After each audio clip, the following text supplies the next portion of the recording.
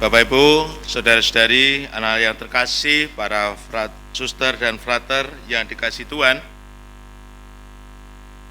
dalam setiap terjadi pergeseran kepemimpinan di paroki, hadir romo yang baru, romo paroki yang baru, ada kecenderungan muncul sebuah ungkapan, romone saiki beda. Romone beda karo sing isih. Betul? Mbuh sing beda ning ndi? Gayane urip beda. Postur tubuhnya beda. Dan kecenderungan itu kadang-kadang memang tidak terencana mengatakan seperti itu. Sehingga juga menimbulkan reaksi yang berbeda dari umat.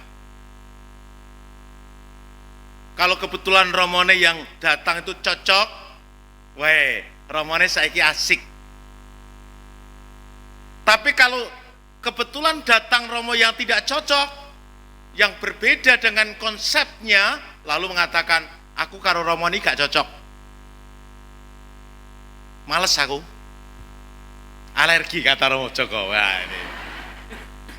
Malah lebih parah kalau saya yang ngomong gak cocok. Males, malah Romo Joko alergi. Saya bayangkan alergi yang dikonsepkan Romo Joko itu seperti apa ya? Apa nek ketemu terus gatel kabeh? Atau kalau ketemu langsung sakit gigi spontan gitu ya? Tentu ada macam-macam reaksi yang muncul, dan ini sangat wajar. Bahwa dalam sebuah perubahan selalu juga mengandung perbedaan. Dan dalam setiap kepemimpinan dalam gereja juga begitu adanya. Setidaknya kita belajar mencermati apa yang terjadi pada hari ini. Kita merayakan Hari Raya Santo Petrus dan Paulus. Kedua rasul ini yang ditetapkan oleh Yesus sendiri untuk menumbuh kembangkan gereja awali adalah dua pribadi yang juga tidak sama. Bahkan boleh dikatakan adanya perbedaan yang sangat mencolok.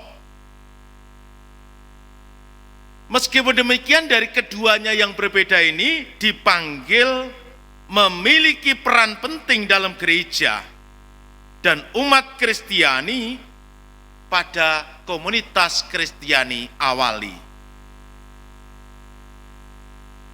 Kita lihat bagaimana latar belakang mereka juga sangat berbeda. Ini juga menjadi permenungan saya kira bagi lingkungan Santo Petrus. Kenapa dulu ngambil Petrus kok tidak Paulus? Jangan Romo, kalau Petrus sudah diambil oleh Paulus sudah diambil oleh paroki, ya saya Petrus saja. Petrus kok saja gitu ya. Rasul Petrus memiliki latar belakang keluarga yang berbeda juga, memiliki karakter yang berbeda juga. Kita lihat, Petrus dari latar belakang keluarga yang cukup mampu berada atau dari keluarga yang biasa? Biasa nggih? Amin. Lo ceret ini juga Santo Petrus hanya dari keluarga biasa. Dia dari seorang nelayan yang tinggal di desa. Jadi kalau konsepnya Palestina itu tinggal di Galilea itu berarti desa. Meskipun sekarang kalau Bapak Ibu ke sana lumayanlah sudah banyak menunjukkan perubahan besar, sudah menjadi semacam kota kecil begitu. Tapi konsep kota berarti Yerusalem. Dari keluarga yang sangat sederhana. Dan boleh dikatakan Santo Petrus adalah pribadi yang tidak banyak mengenyam pendidikan. nggak pernah diceritakan pendidikannya apa dulu, SR kah? Setidak-tidaknya, kalau toh mengenyam pendidikan sekelas rakyat biasa. Sedangkan Santo Paulus adalah seorang Yahudi yang memiliki status sebagai warga negara Romawi. Kita ingat, bagi warga Yahudi yang memiliki kewarganegaraan Romawi, itu sudah spontan orang tahu bahwa ia berasal dari keluarga yang sangat istimewa. Merupakan prestasi tersendiri dan status yang luar biasa bagi seorang Yahudi waktu itu. Karena kewarganegaraan Romawi hanya diperuntukkan bagi orang-orang yang paling berkuasa dan berpengaruh pada waktu itu di dalam masyarakatnya. Jadi kalau kita cermati dari kedua pribadi ini memiliki sesuatu yang sama. Keduanya memiliki latar belakang yang berbeda, karakter yang berbeda, meskipun ada yang sama juga, spontanitasnya, keras kepalanya, keras hatinya. Tapi dari keras hati juga sekaligus lembut hati. Keduanya memiliki semangat yang luar biasa berkobar-kobar. Maka kalau kita mencermati dalam Injil bagaimana Rasul Petrus ini, Santo Petrus ini adalah pribadi yang spontanitas, tapi juga keras, tetapi juga gampang luluh. Masih ingat ya peristiwa ketika kita merayakan sengsara wafat Tuhan di Pasio, Petrus yang kelihatan spontan. Siapa yang akan menangkap kau? Aku orang pertama yang akan membela. Koyok ya itu ya. Tapi begitu gurunya ditangkap, kemanakah dia? Kemana? Lari. Bahkan dengan seorang wanita pun tidak berdaya. Bukankah engkau salah satu dari murid orang itu? Bukan.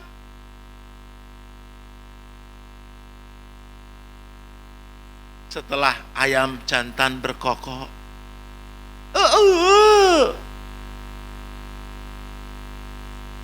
secara spontanitas emosinya turun total. Seperti yang sudah seringkali kita sebut, ya Tuhanku dan Allahku. Nangis. Santo Petrus juga bisa nangis toh. Jadi kalau Romo Joko nangis jangan diolok ya. Ojo meneh kamu pastor paroki nangis, wong jadi paus saja boleh nangis. Yesus saja nangis kata Pak janda bunga. Kok janda bunga piye? Janda bunga piye? Jenengan sinten Pak Yusuf? Randa. Yusuf Randa Bunga. Jadi kalau di bahasa Jawa kan Bapak Yosep janda kembang.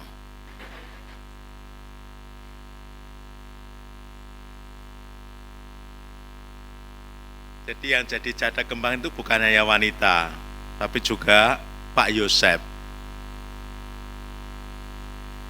Inilah yang menjadi realita dari kepemimpinan mereka berdua.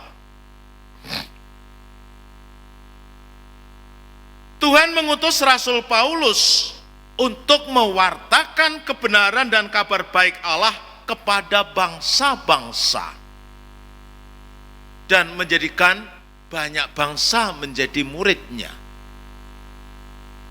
Maka Rasul Paulus melakukan perjalanan misi, baik itu misi pertama, kedua, maupun ketiga, dan terakhir menuju Roma. Sedangkan Rasul Petrus lebih banyak memelihara jemaat-jemaat di seputar altar, di pusat-pusat komunitas. Keduanya memiliki karya yang berbeda. Ini sangat menarik untuk kita cermati. Dari kedua pribadi yang berbeda ternyata justru saling melengkapi satu sama lain yang menjadikan gereja awali tumbuh dan berkembang menuju dalam kesatuan dan kesempurnaan. Maka konsep kita yang selalu mengatakan romonya berbeda, justru harusnya kita syukuri. Kalau ada yang hadir romo yang sering berada di komunitas pusat, kita syukuri, wah romone kerasan di rumah. Sehingga mudah ditemui. Romono selalu ada, meskipun kita tidak tahu di rumah itu apa yang dikerjakan. Mungkin main kartu,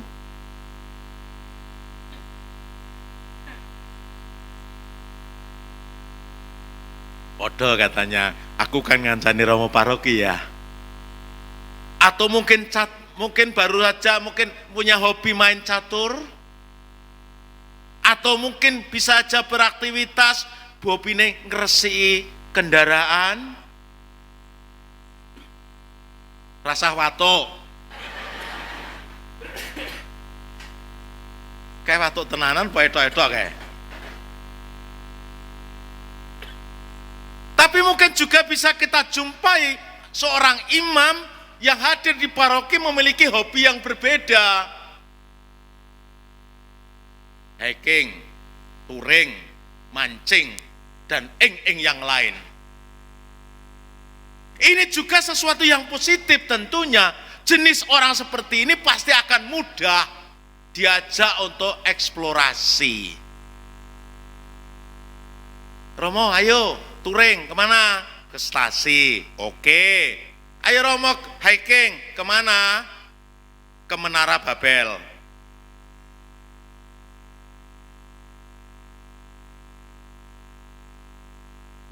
Memiliki hal yang berbeda bukan selalu harus dipertentangkan. Dan ini perlu kita syukuri. Saudara-saudara terkasih, hari ini kita benar-benar sangat beruntung. Kita penuh kebahagiaan bahwa kita dapat memperingati kenangan dua tokoh besar, yakni abdi Allah, Santo Petrus dan Paulus. Masing-masing dari mereka telah menunjukkan keteladanan yang luar biasa kepada kita, bagaimana kita harus mengabdi, bagaimana kita harus menumbuh kembangkan gereja di tempat kita, di paroki Santo Paulus Nganjuk tercinta. Dari keduanya kita dapat belajar bagaimana harus melayani gereja dengan cara kita masing-masing, sekalipun berbeda tidak harus perlu dipertentangkan. Dan ini menunjukkan keragaman kita. Dari kita juga berbeda-beda. Karakter ketua-ketua lingkungan di masing-masing lingkungan pun juga berbeda-beda. Tidak perlu sama. Di dalam komunitas lingkungan-lingkungan pun juga pasti berbeda-beda dan tidak harus sama. Tapi masing-masing saling melengkapi, dan ini juga menunjukkan eksistensi gereja kita yang kita cintai ini, bahwa terdiri dari berbagai ragam komunitas-komunitas Kristiani yang luar biasa. Kalau di antara kita ada yang hobinya suka meditasi, masuklah dalam kelompok yang meditatif. Tapi yang sukanya lebih populer, ya masuk saja ke komunitas-komunitas yang menghasilkan ekspresi. Tidak perlu dipertentangkan. Mungkin spontan kita mengatakan, aku nggak cocok dengan meditasi. Yang meditasi, yang suka meditasi, mungkin aku nggak cocok dengan PDKK. Aku nggak cocok dengan karismatik. Orang kudu kabeh cocok, Bapak Ibu. Penjenengan kalau harus cocok semua, ya kudu melok meditasi Kristiani, meditasi Katolik, meditasi apalagi, lalu PDKK, lalu WKRI, Legio Maria. Ya ampun Tuhan, dedel duel panjenengan. Mungkin juga bukan hanya dedel duel di pihak panjenengan, kami para imam sampai bingung juga, jane wong ki menungso apa robot. Nenggon PDKK ketemu iki, Legio ketemu iki, kelompok Sukajiarah ketemu iki, kelompok Kur yo iki lagi. Loh, wis ngono, nenggon OMK yo ketemu iki neh. Jane wong ki menungso apa dudu? Jadi kita memang tidak perlu harus juga menyatukan, menyamakan semua, enggak.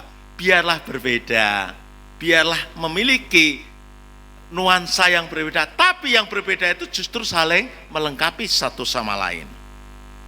Kita semua dipanggil untuk saling menguatkan dengan cara yang berbeda dalam sebuah panggilan kerasulan yang sama. Marilah kita melalui karunia karena Roh Kudus, seperti yang diterima juga oleh Santo Petrus dan Paulus, kita melakukan harapan Allah untuk kehidupan kita, khususnya di paroki kita tercinta, Paroki Paulus Nganjuk ini. Semoga semakin banyak orang yang mengalami keselamatan dan karunia-Nya di dalam kasih Tuhan.